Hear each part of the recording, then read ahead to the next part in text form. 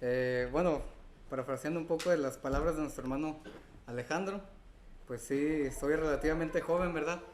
Y he crecido en esta congregación, pero la idea de que los mismos hermanos de aquí de la congregación me hayan invitado es para mí todo un placer. Siempre en repetidas ocasiones, tanto en la iglesia donde ministro hoy en día, en la iglesia de Cristo en la Columna 89, pues siempre le digo a los hermanos, es un gusto que me inviten a poder hablar, a poder edificar a la esposa de Cristo. Y qué mejor edificar a la esposa de Cristo desde lo que es considerado casa. Los hermanos me han dado un tema, me han dado unos puntos y yo rescataba o veía lo que ellos me pedían. Y un punto esencial que pude rescatar era que ellos se enfocaban más a la formación. Y dije, bueno, pues, ¿cómo desarrollo el tema de la formación? Y ya hace rato llegué y me pregunté, bueno, ¿cómo voy a enfocar el tema de la formación? Y llegó Alex y dije, híjole, este cuate está bien formado. Y luego vi a Daniel y dije, órale, no, pues entonces la necesidad de una formación es muy grande. Y ya como por último llegó Armando y dije, no, el tema de la formación es muy esencial, es muy necesario al menos en la iglesia. Fue un chascarrido, ¿no? Hermanos, yo les amo en el Señor y que estemos formados, pues ahora sí que ustedes deberían enseñarme a mí, ¿no? Porque pues no tenemos formación. Entonces me decían que la formación era algo muy esencial, que lo tratara de encaminar hacia esa vertiente, porque la sabiduría de Dios se enfoca a una formación. Y vamos a ir a Daniel capítulo 1, verso 1. Vamos a ir a la escritura. Y dice Daniel capítulo 1, verso 1. Vamos a leer hasta el 8. En el año tercero del reinado de Joacim, rey de Judá, vino Nabucodonosor, rey de Babilonia, a Jerusalén y la sitió. Verso 2. Y el Señor entregó en sus manos a Joacim, rey de Judá, parte de los utensilios de la casa de Dios, y los trajo a tierra de Sinar, a la casa de su Dios, y colocó los utensilios en la casa del tesoro de su Dios. Y dijo el rey a Aspenaz, jefe de sus eunucos, que trajese de los hijos de Israel, del linaje real de los príncipes, muchachos en quienes no hubiese tacha alguna, de buen parecer, enseñados en toda sabiduría, sabios en ciencia y de buen entendimiento, e idóneos para estar en el palacio del rey, y que se les enseñase las letras y la lengua de los caldeos. Y le señaló el rey ración para cada día, de la provisión de la comida del rey y del vino que él bebía, y que los criase 3 años, para que al fin de ellos se presentasen delante del rey. Entre estos estaban Daniel, Ananías, Misael y Azarías, de los hijos de Judá. A estos el jefe de los eunucos puso nombres. Puso a Daniel, Belsasar, a Ananías, Sadrach, a Misael, Mesac, y a Azarías, Abednego. Y Daniel propuso en su corazón no contaminarse con la porción de la comida del rey, ni con el vino que él bebía. Pidió, por tanto, al jefe de los eunucos que no se les obligase a contaminarse. Cuando hablamos de sabiduría, hermanos, estamos hablando de ser sabios en un aspecto. Primero, en una mentalidad divina. En esta mentalidad divina nosotros nos tenemos que dejar guiar por Dios para que nuestra manera tan tergiversada, nuestra manera tan entenebrecida, en palabras del apóstol Pablo, cambie. Eso es lo que vamos a enfocar el día de hoy en la formación. Esto es, como mencioné, cambiar a una formación espiritual. Esta formación la podemos encontrar en varios áreas de la fe, pero al menos nos vamos a enfocar y vamos a abrir vamos a tener una apertura en Daniel, y al hablar de esta formación, hablamos de un cambio a los valores de Dios. No obstante, si nosotros tenemos un cambio, es menester aplicarlos. De manera que cueste lo que cueste, debemos demostrar al mundo la vida en abundancia que Dios nos proporciona al tener esa misma formación. El claro ejemplo lo podemos leer aquí en Daniel. Ellos tuvieron una gran tribulación desde una perspectiva humana, pero desde una perspectiva divina, ellos fueron más que vencedores. Y vamos a desglosar el texto en algunos puntos. Primero, hemos de mencionar que hubo una imposición, o al menos hubo un cambio, pero este cambio no fue por los jóvenes. Este cambio fue impuesto, si es el término correcto que podemos utilizar. Este cambio fue impuesto de Babilonia a los jóvenes que se habían escogido de entre los judíos. Fue un cambio forzado de Babilonia hacia el pueblo escogido por Dios. Por ejemplo, leemos en el verso 2 que cambiaron sus costumbres. Cambiaron sus costumbres en aspecto de adoración, llevando los utensilios que se utilizaban de manera exclusiva en el templo de Dios. ¿Qué les pasó a estos utensilios? Los llevaron a un templo, y al llevarlos a un templo que se tenía una adoración pagana, podemos concluir, al menos que los babilonios, al hacer esta práctica, ellos hicieron un cambio forzado en adoración. No nada más cambiaron sus costumbres, cambiaron también sus cuerpos. Por ejemplo, Flavio Josefo, un historiador judío del primer siglo, menciona que, y esto no está escrito en la Biblia, es nada más un historiador, menciona Flavio Josefo que la exageración de un cambio en el cuerpo de estos jóvenes fue tan grande que Flavio Josefo dice que ellos fueron castrados y que ellos fueron contemplados como eunucos. Menciono y reitero, no está escrito en la Biblia, pero un historiador de tal calibre mencionando eso, pues es de fiarse. Así como cambiaron su manera quizás de cuerpo, también cambiaron su mentalidad. No solo buscaban hermosura, no solo buscaban la calidad física de estos jóvenes, sino que estos jóvenes también deberían ser inteligentes. Eso era algo que también buscaba cambiar el pueblo babilonio a estos jóvenes. Y también les quisieron cambiar la identidad. No solo el cuerpo, no solo la mentalidad, también quisieron cambiar su identidad. Por ejemplo, si vamos al verso 4, notamos que les hicieron un cambio de identidad en dos aspectos. El primero fue que les cambiaron la lengua. Bueno, el idioma. Les cambiaron el idioma. Quizás pudo haber sido un idioma de Acadia, o quizás el mismo idioma babilónico, pero que les cambiasen el idioma fue un cambio forzado de Babilonia hacia los jóvenes. También les cambiaron la literatura. Algunas versiones dicen que les cambiaron las letras. La literatura, y un comentarista dice que la literatura significa literalmente el libro o las mismas letras.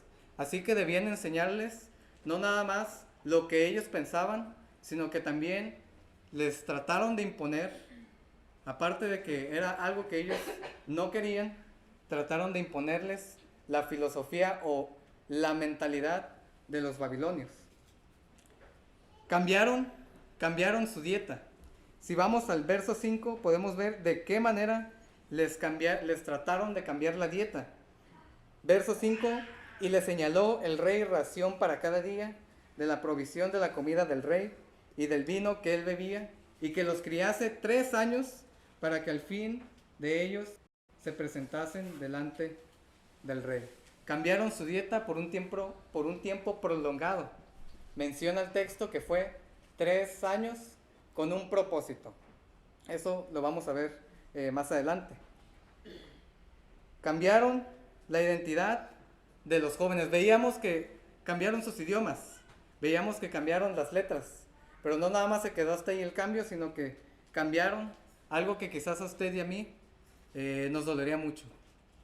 Cambiaron sus nombres. Jamieson, en su comentario exegético y explicativo de la Biblia, menciona que el cambio de un nombre, y cito, fue propuesto para señalar su nueva relación a fin de que olvidasen de su religión anterior y su patria. Esto es en cuanto a un cambio de nombre. El cambio de nombre fue de origen hebreo a origen babilónico. Y si vemos o si desglosamos cada uno de los nombres que tenían como significado judío y hebreo, al ver el cambio que ellos hicieron, podemos ver que fue muy drástico en significado literario al cambiarles a Sadrach y a sus compañeros. Pero la historia no nada más se quedó hasta ahí. La historia menciona que hubo un cambio impuesto. Quizás la sociedad hoy en día, y creo que tocaron parte ayer, quizás la sociedad hoy en día también nos trata de imponer ese mismo cambio. Pero si es así como cada persona, la historia no se queda hasta ahí. Al menos en el relato bíblico podemos ver que continúa el cambio, pero tras este hubo un rechazo. Y si leemos versos 9 en adelante, podemos ver que estos jóvenes no se quedaron de brazos cruzados. Leemos verso 9, y puso Dios a Daniel en gracia y en buena voluntad con el jefe de los eunucos.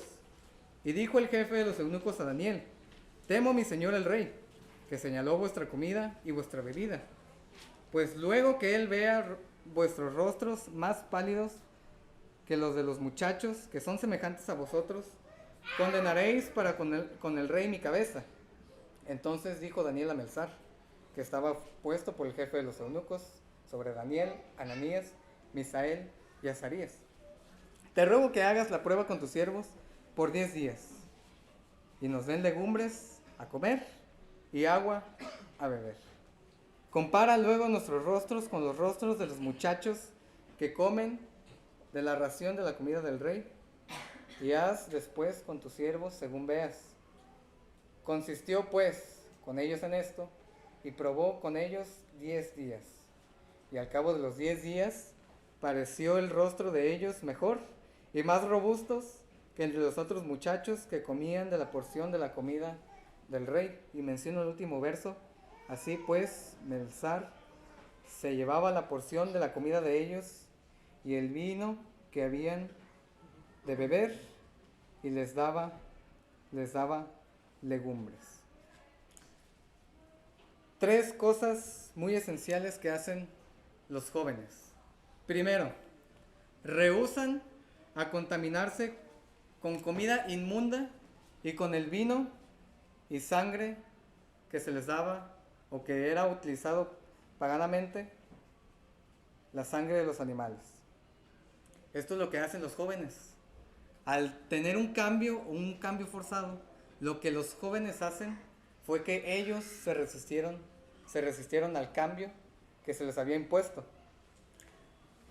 Al ser rehusados a contaminarse con esto, estos mismos son sometidos a prueba voluntaria, pero lo que más llama la atención es que los jóvenes hacen 2 cosas.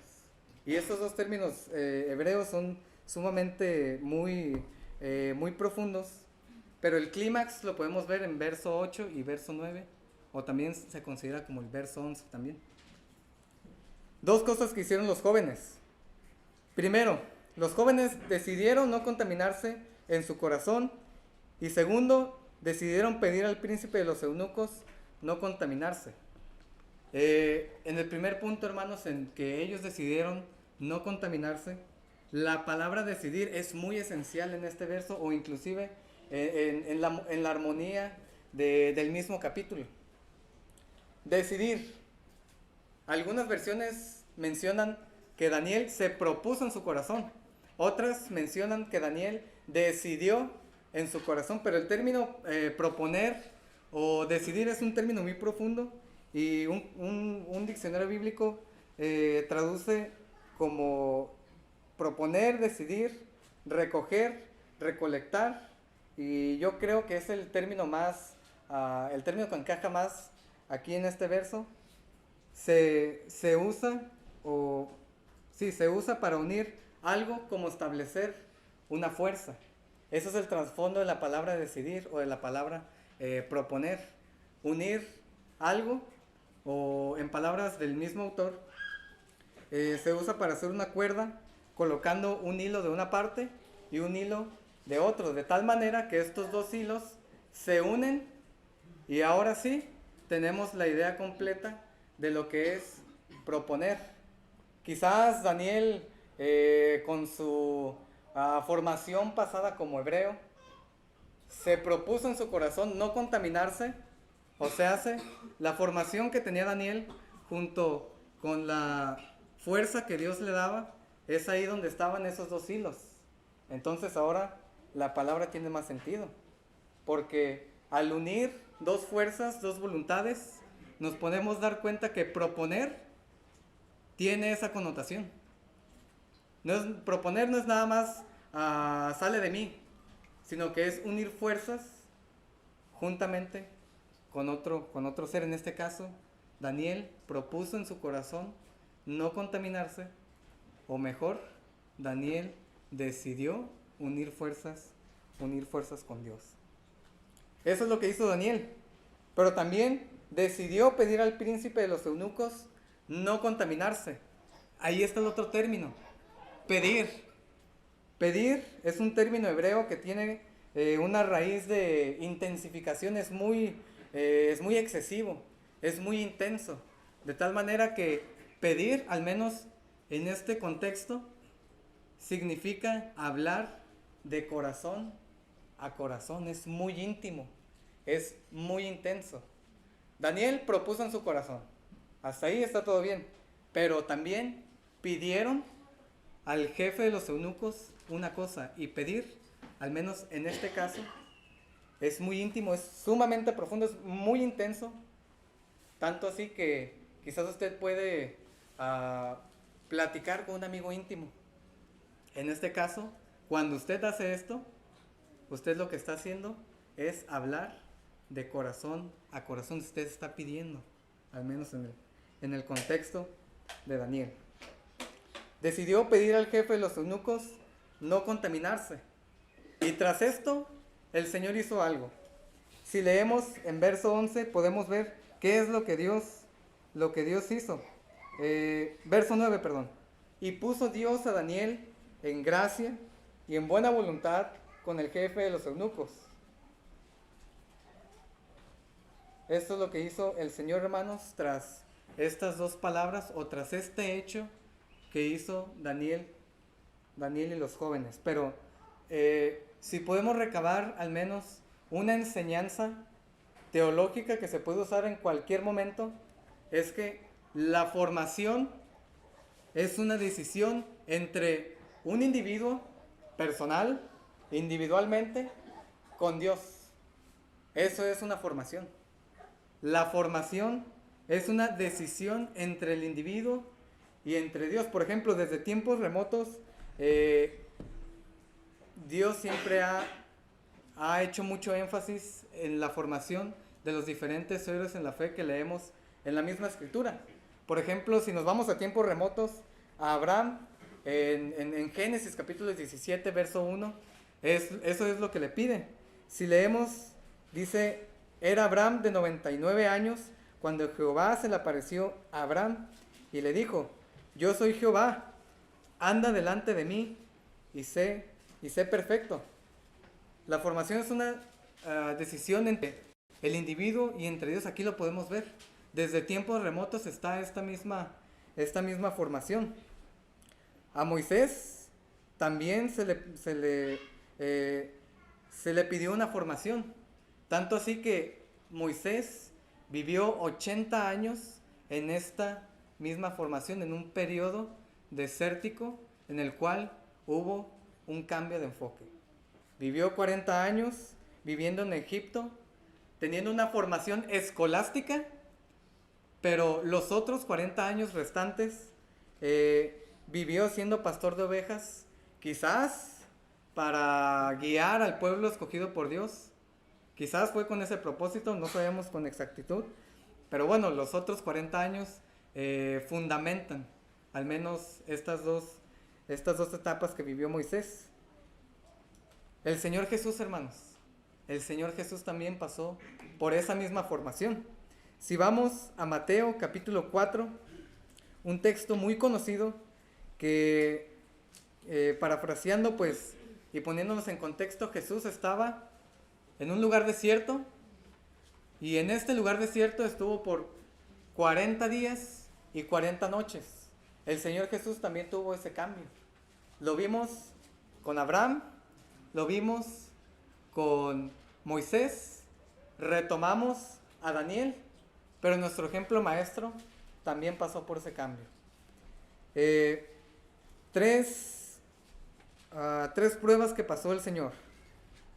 La primera, las piedras en los panes. Si remontamos a ese escrito, pues podemos darnos la idea de que Satanás efectivamente le estaba tentando. Y al tentarle, le hizo 3 pruebas o 3 tribulaciones. La primera fue piedras en panes. Y tras tras el argumento que da Jesús para refutar lo que Satanás tenía como propósito de tentarle, Jesús de manera sabia dice: escrito está, no solo de pan vivirá el hombre, sino de toda la palabra que sale de la boca de Dios. Ahí podemos ver la formación o el cambio aplicado. La segunda prueba fue ponerse sobre un pináculo en el templo y echarse al suelo. Si leemos el mismo capítulo en el verso 7, menciona a Jesús. También está escrito: no tentarás al Señor tu Dios. Y la tercera prueba y la última fue que Satanás planeaba darle dominio a Jesús sobre todos los reinos. Él ya lo tenía, pero el propósito de Satanás era otro. Y si leemos en el verso 10, el mismo Señor argumenta de manera sabia, de tal manera que menciona: vete, Satanás, porque escrito está, o está escrito, al Señor tu Dios adorarás y a Él solo servirás. Desde tiempos remotos y desde el principio hasta la conclusión de lo que conocemos como Escritura, ha estado presente siempre que el individuo que tiene una relación estrecha o íntima con Dios debe tener esa formación, debe tener ese cambio que el Señor espera. Entonces, ¿de qué manera es en el Hijo de Dios contemporáneamente? ¿Cómo nosotros podemos darnos cuenta que efectivamente tenemos esa formación o ese cambio? Si vamos a Juan capítulo 8, versos 31 y 32, ahí se nos da la clave. Se nos da el cómo, o si lo podemos decir así, cuál es el parámetro para poder tener o para poder medir esa formación como hijo de Dios contemporáneo. Juan capítulo 8, verso 31 al 32, menciona palabras de Jesús. Decía entonces Jesús a los judíos que le habían creído: si vosotros, y ahí está el qué, si vosotros permaneciereis en mi palabra, sois verdaderamente mis discípulos, y conoceréis la verdad, y la verdad os hará libres. Y un término clave que podemos rescatar, bueno, que todo es clave, que podemos rescatar aquí es la palabra discípulo. La connotación, y esto se tiene quizás muy... hay una línea muy delgada entre un seguidor y un discípulo. Un seguidor, bueno, como su nombre lo dice, es aquel que sigue, pero que no tiene un rumbo, que no tiene un trazo, que no tiene un vector. En cambio, ¿Qué es un discípulo? Un discípulo es aquel que guarda los mandamientos de Jesús. Y si leemos en la Escritura, en Hebreos capítulo 5, versos 12 al 14, nos podemos dar una idea de cómo podemos guardar ahora los mandamientos para tener esta misma formación cristiana. Al menos 3 puntos el Señor requiere para que nosotros seamos o tengamos una formación cristiana. Primero, nosotros debemos ser maduros, y aquí en este verso es lo que el autor Tácito de los Hebreos menciona. Si leemos, dice el texto: porque debiendo ser ya maestros, en razón en cuestión de tiempo, tenéis necesidad de que alguien os enseñe otra vez los primeros rudimentos de los oráculos de Dios. Y habéis venido a ser como los que necesitan leche y no alimento sólido, porque el que usa la leche es inexperto en la palabra de justicia, porque es niño. Pero el alimento sólido es de los perfectos, de los que por la práctica tienen los sentidos ejercitados en el discernimiento del bien y del mal. El Señor espera, hermanos, que nosotros seamos maduros, que no miremos atrás, que no tomemos esa leche espiritual no adulterada. Eso es lo que espera el Señor. Pero también el Señor espera que no seamos niños inmaduros, niños espiritualmente hablando. 1 Corintios capítulo 10, verso 20. Hermanos, no seáis niños en modo de pensar, sino sed niños en la malicia, pero sed maduros en el modo de pensar. Esto es lo que el Señor requiere para que nosotros tengamos una madurez espiritual, una formación. Pero esta madurez no nada más debe tener un inicio, no nada más debe tener un inicio y no debe tener un final, sino que esta madurez debe ser una madurez constante, una madurez activa, una madurez dinámica. Si vamos a Filipenses capítulo 3, verso 13, podemos ver que debemos tener una madurez constante. Menciona Pablo a los filipenses: hermanos, yo mismo no considero haberlo alcanzado, pero una cosa hago, olvidando las cosas que quedan atrás, extendiéndome hacia lo que está delante. Una madurez de carácter constante. Es tanta la necesidad en las iglesias contemporáneas que cada miembro tengamos, me incluyo primeramente, tengamos una formación que un estudio de la prestigiosa revista New York Times por allá del año 2002 hizo un estudio y encuestó, al menos en Estados Unidos, en el país vecino, a diferentes líderes religiosos, a diferentes ministros, a diferentes miembros de diferentes iglesias denominacionales, y resulta que al menos el 21% de los encuestados tenían como deseo, en un periodo culminante de un año, del año 2002, el 21% de los encuestados tenían como deseo y meta en el siguiente año enriquecer su vida espiritual. Eso es lo que arrojó una encuesta por The New York Times en el año 2002. Pero no nada más se quedó hasta allí la encuesta, sino que la encuesta clasificó en 4 etapas la formación que tenían los diferentes encuestados. Y estas etapas pues son semejantes a son semejantes a nuestra vida cotidiana en cuestión de tiempo. Lo identificaron en 4 maneras.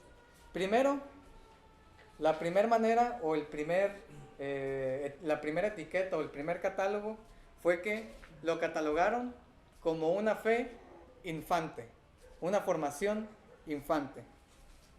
Por ejemplo, llega un visitante y este visitante se convierte al Señor. Eso es lo que se catalogó como una fe infante. Alguien que apenas da sus primeros pasos en el cristianismo. Pero, bueno, efectivamente su fe es como de un recién nacido. Y obviamente como un recién nacido, pues no es muy firme, todavía no camina. La segunda etiqueta del estudio fue que los encuestados presentaron síntomas o signos de una fe adolescente. De la infancia a la niñez, el encuestado tenía convicciones. Los adolescentes quizás, bueno, como adolescentes quizás cuestionamos las cosas, pero los encuestados querían saber el porqué o la razón de las cosas. Quieren saber las razones, tanto prohibiciones como afirmaciones de una fe sólida. Es una práctica religiosa también, porque es así. La fe pasa por esta etapa de una percepción rebelde, como quizás muchos de nosotros pasamos por ese periodo, ¿no? Por ese periodo de rebeldía en la adolescencia. Pero el tercer punto de los encuestados fue que estos mismos se catalogaron como una fe madura. Por ejemplo, yo tengo la percepción aquí de muchas personas maduras, no me incluyo efectivamente, pero al menos en una madurez adulta, y es aquí donde necesitamos estar. Esta característica, esta fe madura, no tiene fin. Esto fue los tres etiquetas que arrojó el estudio. Pero las resoluciones del estudio fue que todos los encuestados, no, la verdad no sé cuántos encuestados fueron, no sé la cantidad exacta, pero al menos del 100% se catalogó al 70% que no llegaban o al menos no pasaban de una fe infante. Entre cristianos laicos, entre ancianos, entre diáconos, entre ministros, entre miembros, el 70% no pasó de una fe infante. Esto nos da la idea de que es una necesidad la formación. Si nosotros no tenemos esa formación o no anhelamos alcanzar la formación a un cambio maduro, quizás nosotros podamos estar junto a ese 70%. Quizás podemos estar en la fe infante. Quizás podemos estar en la fe como un niño. O quizás podemos pasar a una fe adolescente. Y ya rasgando el suelo, quizás podemos llegar a una fe madura.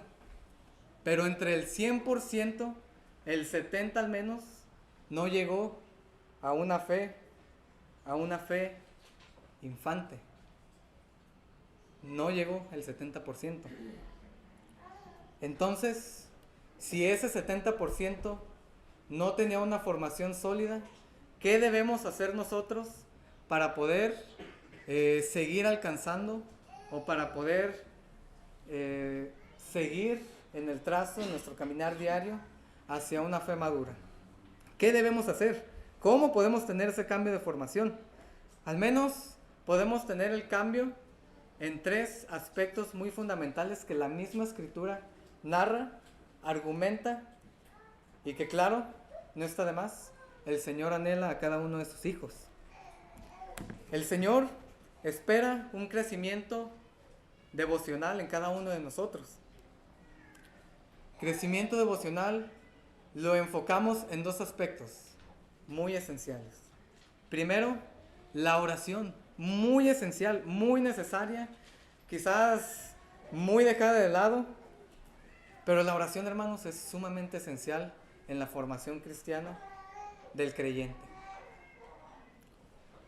El segundo aspecto de un crecimiento devocional, de un crecimiento propio, es la meditación de la palabra. Y recuerdo a un hermano en la congregación de la Iglesia de Cristo en el 89 que mencionaba, si nosotros tenemos $24 en nuestro poder y si el Señor nos pidiera al menos una cantidad de esos $24, ¿cuántos dólares le daríamos nosotros al Señor? Y algunos mencionaban, no, pues que yo le doy los $24. Decía el hermano, bueno, pues si le quieres dar los $24, pues estás teniendo un crecimiento devocional. Mencionaba otro hermano, no, yo quiero darle la mitad, quiero darle $12 al Señor. Bueno, pues si quiero darle la mitad al Señor, está perfecto, no hay problema.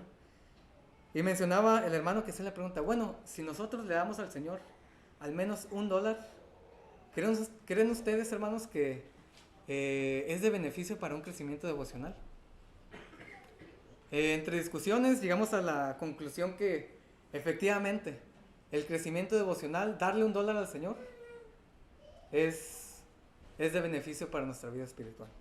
Ahora enfoquemos estos dólares, entre comillas, a horas. Si usted le quiere dar las 24 horas al Señor, está en todo su derecho. No deje su familia, no deje su trabajo, no deje sus necesidades básicas. Pero si usted quiere darle la mitad al Señor, en cuestión de tiempo, en un día, ok, muy bien. No deje al lado su familia, no deje al lado sus necesidades básicas. Pero si usted tiene una hora, un encuentro con Jesús de una hora, en oración, en meditación de la palabra, mencionábamos en la clase, bueno, pues para nuestra vida devocional yo creo que sería un delicioso manjar espiritual, ¿no? Crecimiento devocional. Mencionábamos tiempo atrás acerca del discípulo.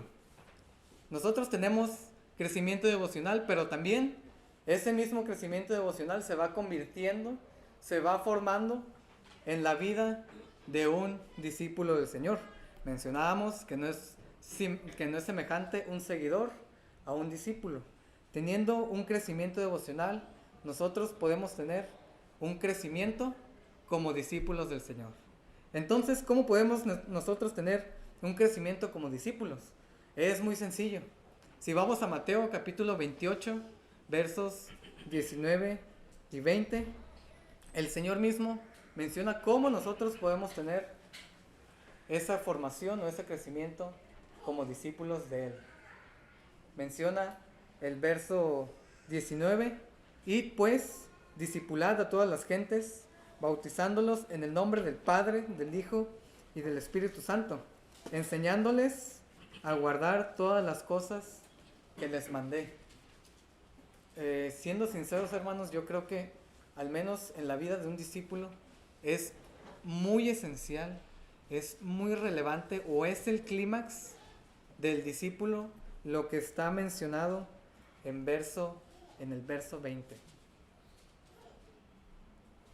Enseñándoles a que guarden todas las cosas que he mandado. Todas las enseñanzas que Jesús hace en relación a amar a Dios, a amar al prójimo, de esa manera nosotros podemos crecer como discípulos, enseñándoles también a nosotros mismos, o inclusive a nuestro prójimo, enseñándoles que guarden todas las cosas que yo les he mandado, que Jesús ha mandado.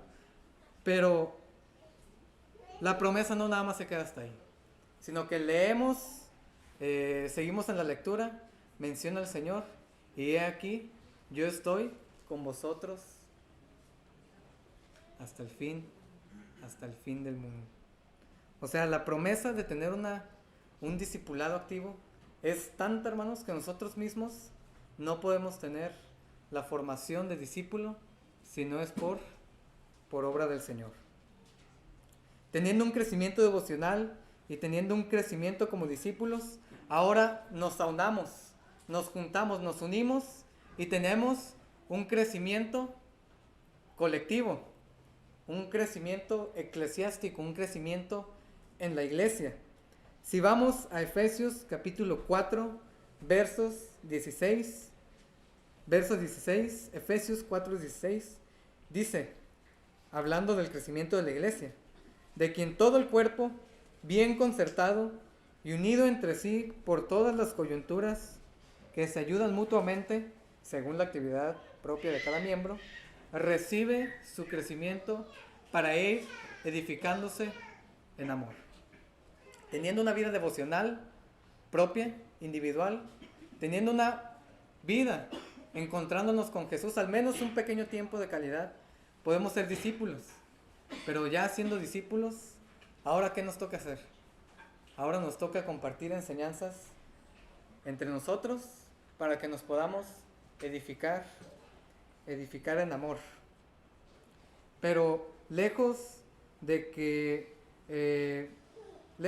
hubo un cambio con los jóvenes en Daniel, lejos de que hubo un rechazo por ese cambio con estos mismos jóvenes, lejos de que el Señor espere un cambio desde tiempos del Génesis hasta el Apocalipsis, de inicio a fin, lejos de que el cambio en nuestros tiempos quizás es un poco similar, pero diferente en otros aspectos, lejos de que los cambios que el Señor espera para nosotros como hijos de Dios, y quizás más allá de la necesidad de un cambio en la formación sabia, en el conocimiento de Dios, ¿cuáles son esas ventajas que el Señor espera para que nosotros tengamos un cambio? Al menos puedo ver dos ventajas para tener un cambio, y estas dos ventajas se encuentran en Gálatas capítulo 6, verso 16. Gálatas capítulo 6, verso 16. Aquí podemos ver dos cosas que produce, o dos cosas que tienen como ventaja tener una formación en la sabiduría de Dios. ¿Qué produce el tener una ventaja en la formación? Bueno, el mismo escritor, mismo Pablo, lo menciona. Y todos los que anden conforme a esta regla, paz y misericordia sean a ellos y al Israel de Dios. Esa es una ventaja de tener una formación espiritual. Vimos cómo podemos tener una formación espiritual en una vida devocional, en la vida quizás del mismo discípulo del Señor, y también en la vida de la iglesia. Pero las ventajas de tener una formación espiritual es que nosotros tenemos paz y nosotros tenemos misericordia si andamos conforme a la regla que Dios ha escrito en su palabra. La regla no es muy compleja, no es muy difícil de entender. La regla es muy sencilla. La misma escritura es esa regla. Y una regla se utiliza como una medición, como una unidad de medición en diferentes tamaños, quizás en centímetros, en metros, pero al fin y al cabo, el que mide nuestras vidas es el Señor. No es el que está a mi lado. Quizás lo puede hacer, pero no es muy debido. Al fin y al cabo, el que mide nuestras vidas para que tengamos una formación cristiana es el Señor. No es otra persona, no es otra, quizás una organización, quizás los parámetros mismos del mundo. El que mide nuestra vida es Dios. Y si nosotros tenemos esa formación, las ventajas, paz y misericordia al Israel de Dios. El mundo puede tratar de cambiarnos. Efectivamente, puede tratar. Pero está en nosotros, remontándonos a nuestros días, a nuestro tiempo, está en el aquí y ahora, seguir cambiando para el beneficio espiritual y tener una relación más íntima con Dios. Daniel se propuso en su corazón no contaminarse del festín que le dio el rey. Pero lejos de no contaminarse, él decidió actuar, decidió hacer algo al respecto. El Señor invita a tener un festín espiritual con Él, comer de la palabra de Dios y tomar del agua eterna, abundante y muy deliciosa que Jesús da. El hombre de Dios del hoy necesita depender más del Señor para esta necesidad muy compleja, para esta necesidad muy difícil. Seamos sabios, hermanos, al momento de adentrarnos a nuestra formación, que es esencial en el Hijo de Dios. Lo vimos con Daniel, con Abraham, con Moisés, con Jesús, pero ahora, remontándonos al aquí y ahora, nos toca a nosotros tener esa formación. Y hago énfasis en la formación porque en la sabiduría de Dios, hermanos, que es el tema general, Dios es muy sabio y nos pide formación para que podamos tener una íntima relación con Él, así como los héroes bíblicos la tuvieron en su debido tiempo, en diferentes contextos, pero al fin y al cabo, el principio de tener un cambio a los valores de Dios fue el mismo, es el mismo y siempre será el mismo. Hermanos, seamos cada vez más discípulos de Jesús. Discipulémonos unos a otros y sobre todo no dejemos que se nos escurra entre las manos una salvación tan grande que el Señor ha destinado para nosotros, y tendremos paz, tendremos misericordia, porque menciona a Jesús: he aquí yo estoy con vosotros hasta el fin del mundo. Hermanos, que el Señor los bendiga, y en lo personal espero que haya sido de bendición. Yo creo que cada que presento una clase, una lección, una plática, no miro la audiencia, y yo creo que el primero que debe poner en práctica lo aprendido es uno mismo. En este caso, pues una formación espiritual. Hermanos, que el Señor los bendiga.